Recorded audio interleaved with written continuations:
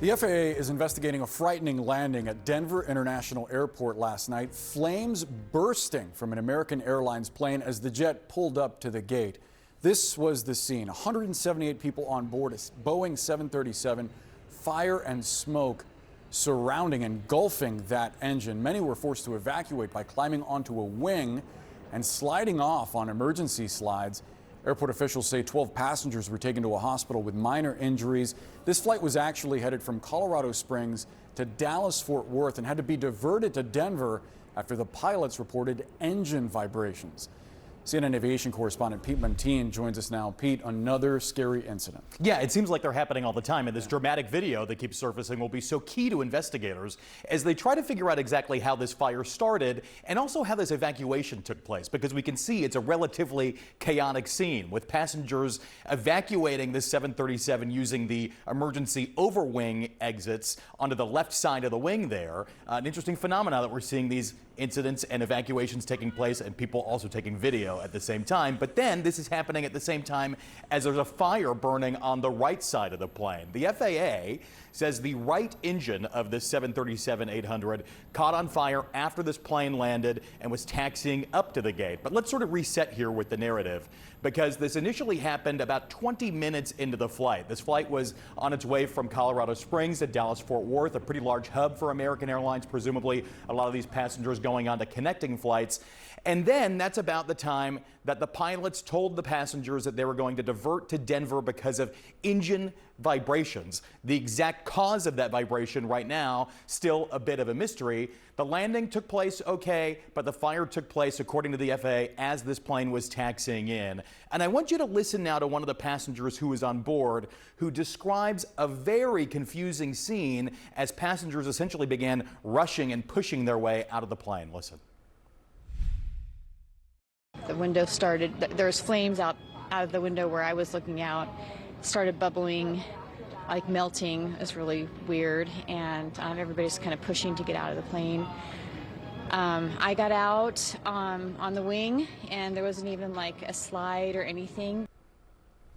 Typically, when you evacuate onto the wing of a 737, the flaps have to be down. The pilots have to do that to be able to slide off easily. That was not the case in this instance, and now investigators will sort of look into this to figure out how this took place. And the big question now is, did this evacuation take place at the order of the captain and the flight crew, or did people just evacuate and take fate into their own hands? Wow. Pete, you mentioned a number of scary incidents. You also have an update as a result of that fatal collision over the Potomac at Reagan National Airport. There's been some changes to helicopter traffic in that area. Just on Tuesday, the National Transportation Safety Board issued 2 urgent recommendations calling for the closure of the helicopter route that runs north-south just east of Reagan National Airport that was in use at the time of this crash on January 29th, and to move the route to find an alternative. The FAA now says today it is looking into that, and it is permanently closing that helicopter route, at least for the foreseeable future. So a lot of big changes here. The issue has been they don't want helicopters and airplanes to coexist near Reagan National Airport, and that includes when President Trump lifts off from the White House in Marine One, which has led to a lot of cancellations and delays. The FAA trying to get at the heart of that issue as well. Wow. Pete Montine, a busy man lately. Appreciate you, Pete. Brianna? This is just the latest scare in a string of recent incidents that have been plaguing the aviation industry. Joining us now, former Transportation Department Inspector General Mary Schiavo. Mary, just looking at this Denver incident, what kind of questions does this raise for you? Well, questions about how this happened. Was this at all related to prior what's called uncontained engine failures on this make and model of engine?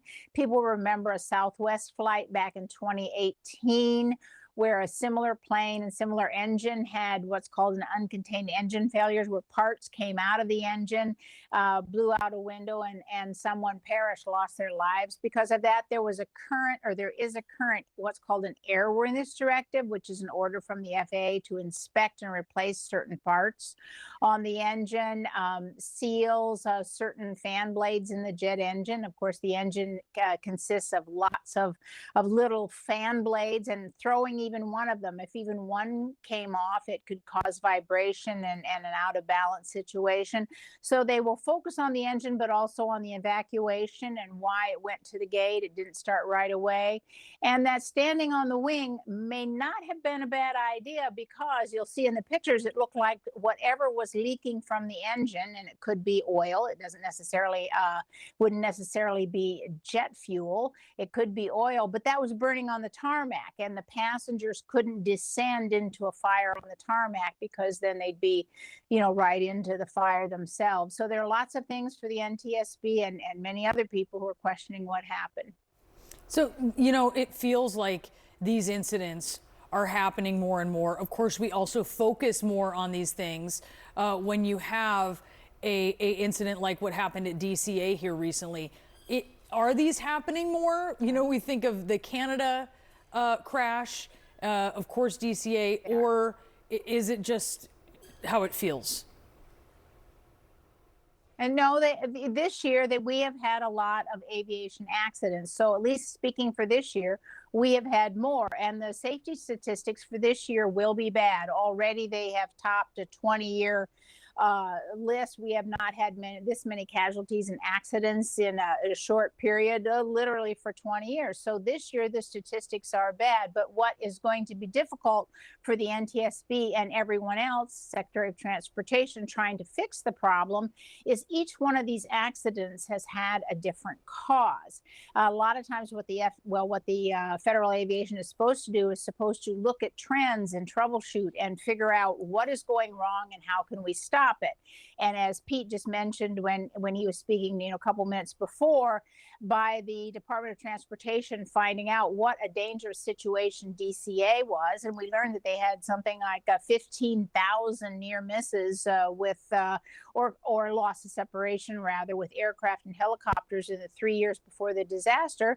They took action, as Pete just said today, to stop that. And they're also looking at other airports. So looking at the trends is very important. And so here, I think the trend they will be looking at is on this engine, and then also tangentially on the evacuation. How could it be better? And fortunately, I say everyone was saved, and what should they do differently next time? But I think the engine will get the focus, and an uncontained engine failure where it spews out shrapnel and there's leaks and fires is a very dangerous situation. It can cause a loss of plane or loss of life. Yeah.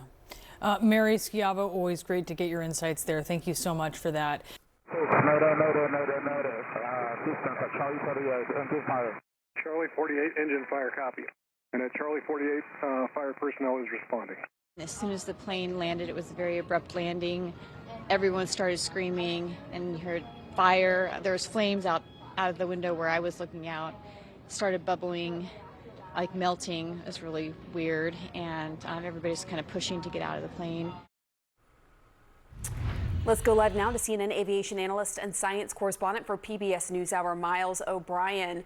Miles, it's interesting if you go back and listen to the correspondence between the plane and air traffic control. Initially, the pilot was very calm, saying, look, we just have, engine vibration here. This doesn't seem to be, an emergency. And then fast forward a little bit later, and it was Mayday, Mayday. Walk us through how this could have happened.